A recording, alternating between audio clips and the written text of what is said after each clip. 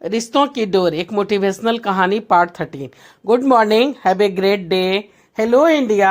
बड़ों को ढेर सारा प्रणाम, छोटों को ढेर सारा प्यार, और मेरे सारे सब्सक्राइबर कैसे हैं आप सबको ढेर सारा Ram Ram, Ganpati Bappa Morya. Welcome back to my YouTube channel Simi की डायरी में आप लोगों का ढेर सारा स्वागत है। दोस्तों, रिश्तों की डोर एक मोटिवेशनल कहानी है हिंदी नॉवेल के रूप में, जो इस चैनल पे भी चल रही है, और इसका 12 एपिसोड मैं आप लोगों के समक्ष रख चुकी हूं। तो आज इसके 13 एपिसोड में मैं आप लोगों का तहे दिल से स्वागत करती हूं। दोस्तों, जैसा कि आप लोग जानते हैं कि मैंने 40 हिंदी नॉवेल अब तक लिखा है, जिसमें से 9 हिंदी नॉवेल मैं आप लोगों के समक्ष रख चुकी हूँ।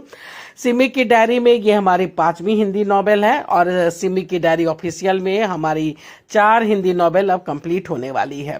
तो सारे हिंदी नॉवेल्स के सारे एपिसोड चैनल पर अवेलेबल हैं। जिसे हिंदी नॉवेल पसंद है तो वो प्लीज मेरे चैनल को विजिट कीजिए, उसे सब्सक्राइब कीजिए, और हमारे हिंदी नॉवेल के मजे लीजिए, उसका आनंद उठाइए। सारी कहानियां काफी अच्छी हैं, आप लोगों को निराशा हाथ नहीं लगेगी अगर आप एक एक करके सारे एपिसोड ध्यान से सुनोगे, ध्यान से देखोगे।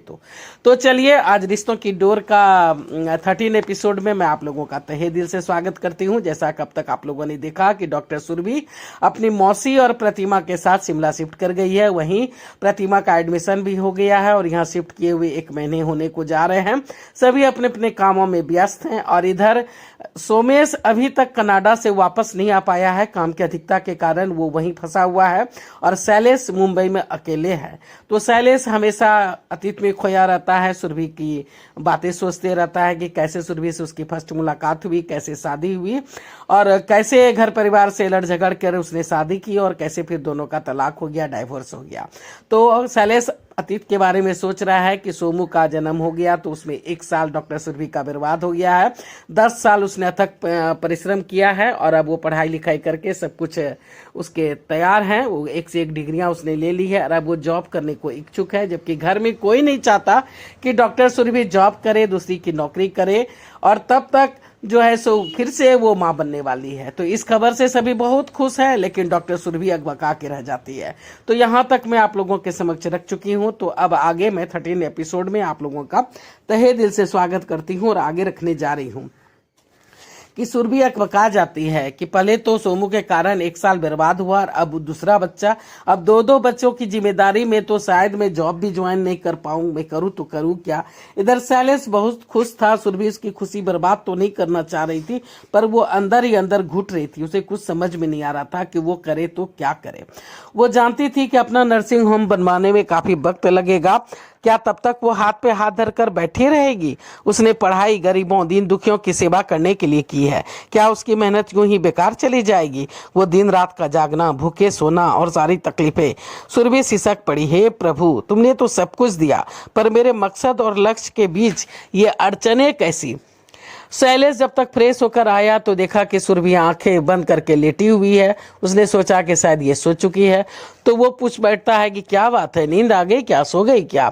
नींद किसे आ सकती है इस चिड़ियाघर में। सुरभि फट पड़ी, चिड़ियाघर तो आज मैडम को ये घर चिड़ियाघर लग रहा है। शैलेश बात को बढ़ाना नहीं चाहता था। मुझे नौकरी करनी है बस, मैं अपनी पढ़ाई, अपनी मेहनत और अपने लक्ष्य को यूं नहीं छोड़ सकती बीच में, चाहे इसके लिए मुझे कुछ भी छोड़ना पड़े।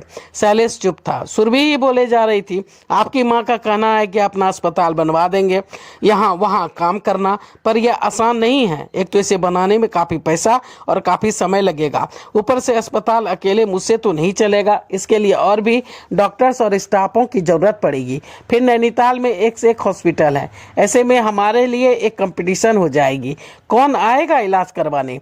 अपना नाम और मुकाम बनाने में तो काफ़ी वक्त लग जाएगा, इस तरह तो मेरी उम्र ही निकल जाएगी। एक तो ऐसे ही 10 साल मेरे बर्बाद हो गए, 30 की तो होने वाली हूँ, अभी तक अपने पैरों पे खड़ी नहीं हुई हूँ। मुझे तो नौकरी करनी है बस, मैं ज्वाइन करूँगी, चाहे आप लोग कुछ भी कहें या आप लोग कुछ भी करें।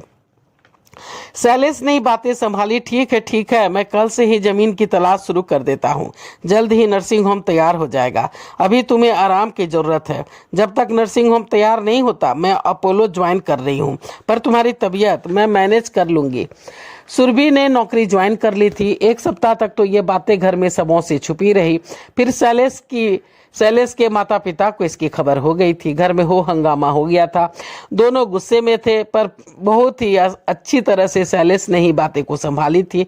अब जाने भी दो ना मम्मी, उसने मेहनत की है, कर लेने दो काम। पर ऐसी स्थिति में अगर कुछ ऊंच नीच हो गई तो नहीं होगी। फिर वो खुद भी डॉक्टर है, डॉक्टरों के बीच में रहेगी तो फिर डर कैसा। माँ बाप मजबूर हो गए थे, लाचार हो गए थे, कुछ नहीं कर पाए थे। देखते ही देखते समय बीत रहा था और सुरभि ने पिंकू को जन्म दे दिया था।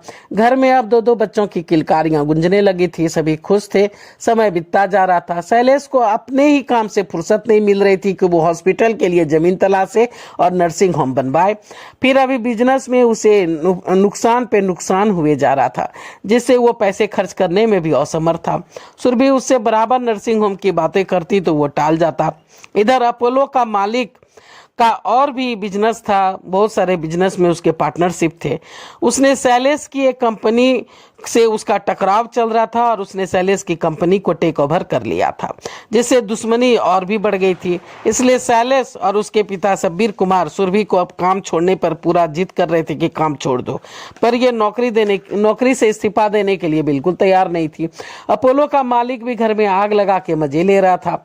सुरभि ने एक साल में ही वो कर दिखाया था जो दूसरे डॉक्टरों ने 10 साल में भी नहीं किया था। वो हॉस्पिटल की जान बन गई थी। सभी उसे ही पूछते, मालिक उससे काफी खुश रहता। उसके दम से ही हॉस्पिटल दौड़ रहा था और सुरभि नोट छाप छाप के दिए जा रही थी। अपोलो का मालिक बराबर कहता, मिसेस सक्सेना, मुझे आपसे कोई शिकायत नहीं है, मैं बिजनेसमैन हूँ। उस नाते मैंने आपके पति की कंपनी को टेक ओवर किया है, पर आप हमारे यहाँ पूरी इज्जत के साथ काम कर सकती हैं। मुझे आपसे कोई शिकायत नहीं है।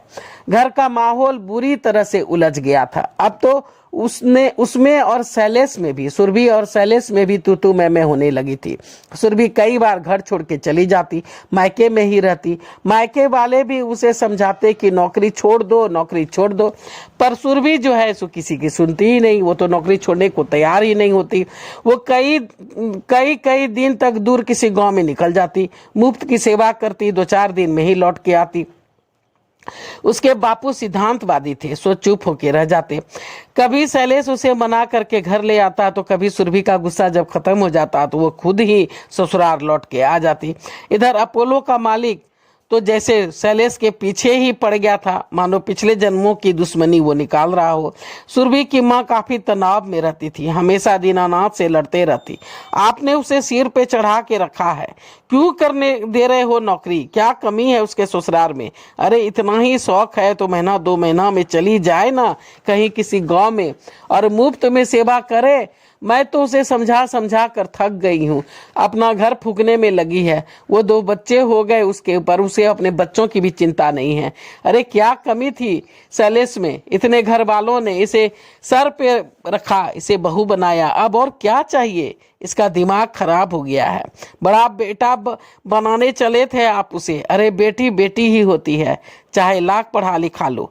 ये तो अच्छा हुआ सन्नो की शादी हो चुकी है, वरना अब तो होने से रहती। दीनानाथ चुप्पी साथ दिए थे। समझ में नहीं आ रहा था कि किससे क्या कहें और क्या ना कहे। सुरभि को अब ससुराल के साथ साथ मैके में भी बोल सुनने पड़ रहे थे। उसकी दोस्त, उसकी सहेलियां, उसके बहनें और नाते रिश्तेदार सभी उसे समझाते रहते कि दिमाग से काम लो, नौकरी छोड़ दो, अपना किराए पर ही रूम लेकर के प्रैक्टिस करो, अपना घर मत फूको, बेटी हो बेटी की तरह रहो। तुम्हारे कारण सबों की बदनामी हो रही है। दुश्मन के घर का लोग पानी नहीं पिए और तुम उसकी चाकरी कर रही हो। अपने बच्चों का भविष्य का तो सोचो। शैलेश और उसके पिता की इज्जत से मत खेलो। सुरभि काफी तनाव में रहती, कुछ समझ में नहीं आता कि करे तो क्या करे। शैलेश का बिजनेस दिन प्रतिदिन नुकसान पे नुकसान सहे जा रहा था। पोते के जन्म के बाद जो सास ससुर बहू को प्यार करने लगे थे, फिर से ताना देना शुरू कर दिया था। सब इसके कारण ही तो हो रहा है। ना जाने इसमें क्या देखा तुमने जो ब्याह करके ले आया इसे। अरे ये लक्ष्मी नहीं, ये तो आंधी है, आंधी, ये तूफान है, तूफान। सब तबाह कर देगी। कोई भी सुरभि से अब सीधी मुंह बात नहीं करता था। वो भी दिन रात बाहर रहने लगी थी। घर तो जैसे उसे काटने दौड़ने लगा था। वो बच्चों को भी प्यार नहीं दे पाती। पिंकू बहुत छोटी थी, उसे उसकी जरूरत थी, पर वो उसे भी नहीं देख पाती थी, उसे दूध तक नहीं पिला पाती थी। सोमू तो जैसे उससे दूर ही होके रह गया था, कभी पास तक नहीं आता था। सुरभि कुछ भी डिसीजन नहीं ले पा रही थी। उस दिन तो जैसे सब्र का पैमाना ही टूट गया। अपोलो का मालिक जेडी मेहता ने धोखे से एक और कंपनी को टेक ओवर कर लिया था, जिसका मालिक शैलेश था। बल्कि इतना ही नहीं, उसने धोखे से एक पार्टी में बुला करके उसे बेइज्जत भी कर डाला था। हेलो लेडीज एंड जेंटलमैन, अब मैं अपने एमडी मेहता साहब से गुजारिश करूंगा कि वो कुछ बातें कहे। शैलेश और सबीर कुमार धरती पर गिर पड़े। ये क्या? ये तो गुप्ता की पार्टी थी। फिर ये सब क्या है? जी मैं तो बताना ही भूल गया था, हम दोनों पार्टनर हैं। ये 80% के और मैं 20% के। दोनों का मुख उतर गया था। तभी एक और धमाका हुआ था। मेहता ने कहना शुरू कर दिया था। उसने स्पीच दे डाली थी। मेरी कंपनी टीके ने अभी अभी कुमार कंपनी को टेक ओवर किया है। चीयर्स। और सबसे बड़ी खुशी की बात तो यह है कि दोनों बाप बेटे हमारी खुशी में शामिल भी हुए हैं। और इतना ही नहीं, इनकी बहू भी हमारे साथ काम कर रही है पिछले 1.5-2 साल से। हमारी तो दुश्मनी काफी दिनों से चल रही है, पर इनकी बहू बहुत अच्छी है। सब कुछ जानने के बावजूद वो अभी तक हमारे यहाँ टिकी हुई हैं। आप सभी जानते हैं ही होंगे डॉक्टर सुरभि को। क्या लड़की है, बहुत अच्छी है, क्या डॉक्टर है, मान गए उनके दिमाग को। हमारे यहाँ तो बाहर से लोग आ रहे हैं इलाज करवाने के लिए। डॉक्टर सुरभि के दम से ही तो मेरा अस्पताल दौड़ रहा है। काफी अच्छी कमाई हो रही है हमारी, नोट पे नोट छाप करके वो दिए जा रही है। दोनों बाप बेटे तिल मिलाते हुए घर पहुंचे। शैलेश तो बिल्कुल दहाड़ उठा। सुरभि, क्या बात है? सुरभि अकबका गई। उस मेहता के पास तो सिर्फ एक अपोलो हॉस्पिटल थी, और अब उसकी इतनी औकात कि मेरी एक और कंपनी को छल से हथिया लिया उसने। आज तुम्हारे कारण मैं एक और कंपनी से हाथ धो बैठा। उस मेहता ने हमें बीच बाजार नंगा कर दिया। पार्टी में धोखे से बुला करके हमें बेइज्जत किया। डैड काफी सदमे में हैं। उनकी तबीयत काफ़ी ख़राब हो गई है। अगर उन्हें कुछ हो गया तो मैं तो तुम्हें छोड़ूंगा नहीं। मम्मी ठीक कहती है, तुम लक्ष्मी नहीं आंधी हो, आंधी तूफान हो। मैंने गलती की जो सड़क पर पड़े धूल को अपने सर पर बिठाया। मुझे क्या मालूम था कि तुम मुझे ही मिट्टी में मिला दोगी। सुरभि ने कहा कि पर मैंने क्या किया? मैं तो बस वहाँ नौकरी करती हूँ, बिजनेस से मुझे क्या लेना देना। ये सारे पैसे तो तुम ही कमा के दे रही हो ना मेहता को। बात करती हो, दुश्मन के घर चाकरी कर रही हो, हमारा नाम रोशन कर रही हो। क्यों? दुनिया हंस रही है हम पे। आज तुम्हें फैसला करना होगा कि तुम्हें तुम्हारी नौकरी चाहिए या ये घर। ये तो आपको पहले ही सोचना था। अगर मैं इतनी ही बुरी थी तो मुझसे शादी क्यों की आपने? पहले भी कहा था, मुझे मेरे लक्ष्य से कोई नहीं हटा सकता, मेरे लक्ष्य से कोई नहीं डिगाड़ सकता। मैं तो शादी में भी इच्छुक नहीं थी, आपने ही जबरदस्ती शादी की। अब जब गलती आपकी है तो भुगतो। अब मैं नहीं भुगतूंगा, अब तुम भुगतो। तुम्हें अभी और इसी वक्त फैसला करना होगा कि ये घर चाहिए या ये नौकरी। मेरा फैसला तो आपको मालूम ही है, मुझे नौकरी करनी है। मेरा जन्म दूसरों की सेवा के लिए हुआ है, अपनों के लिए नहीं, अपने लिए नहीं। तो ठीक है, ये घर छोड़कर चली जाओ। ऐसे कैसे चली जाऊं? हक है मेरा, मेरे बच्चे हैं यहाँ। कोई हक नहीं है तुम्हारा और कोई बच्चा नहीं है तुम्हारा। किस बच्चे की बात करती हो? जन्म देके फेंक दिया? कभी उसे प्यार किया है, दूध पिलाया है, खाना खिलाया है, उसके साथ समय बिताया है, या उसके सुख दुख में उसका ख्याल रखा है? अगर माँ और नौकर चाकर नहीं होते तो पता नहीं वो सरवाइव भी कर पाते या नहीं। इसका मतलब मैं अपने बच्चों की दुश्मन हो? हाँ, तुम दुश्मन हो। दुश्मन का साथी दुश्मन नहीं तो और क्या हुआ? तुम ना सिर्फ मेरे बच्चों की दुश्मन हो, बल्कि तुम मेरे पूरे खानदान की दुश्मन हो। दुश्मन हूँ, हाँ, दुश्मन हो। और दुश्मन के लिए मेरे घर में कोई भी जगह नहीं है। तुम अभी और इसी वक्त ये घर छोड़कर चली जाओ। इतना अपमान सुरभि तिलमिला के रह गई। वो भी आनन फानन में घर से निकलने लगी। पिंकू को उठाया तो शैलेश ने उसे खींच के अपने पास रख लिया। ये छोटी है, इसे मुझे दो। छोटी रहे या बड़ी रहे, तुम तो मार दोगी। तुम्हारे पास वक्त कहाँ है इसे दूध पिलाने को? जाओ यहाँ से।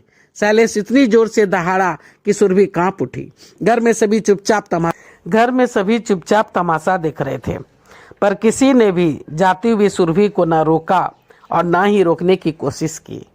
तो चलिए दोस्तों, रिश्तों की डोर का 13 एपिसोड मैं यहीं पे समाप्त करती हूँ। अगला एपिसोड लेके जल्दी मैं आप लोगों के समक्ष आ जाऊंगी।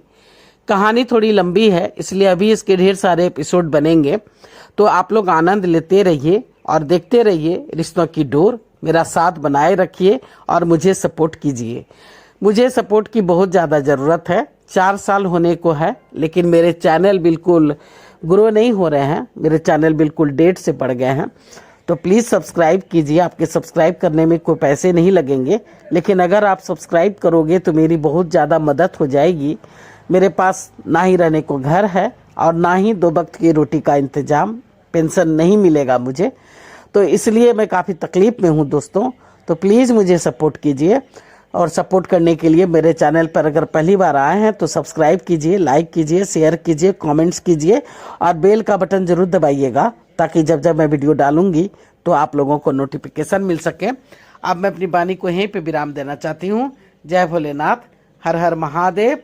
और आप लोगों का ढेर सारा थैंक्स अपना सपोर्ट बनाए रखने के लिए, और मुझे सपोर्ट करने के लिए, मेरा साथ बनाए रखने के लिए, और मेरे चैनल को शुरू से अंत तक देखने के लिए, मेरे वीडियो को शुरू से अंत तक देखने के लिए।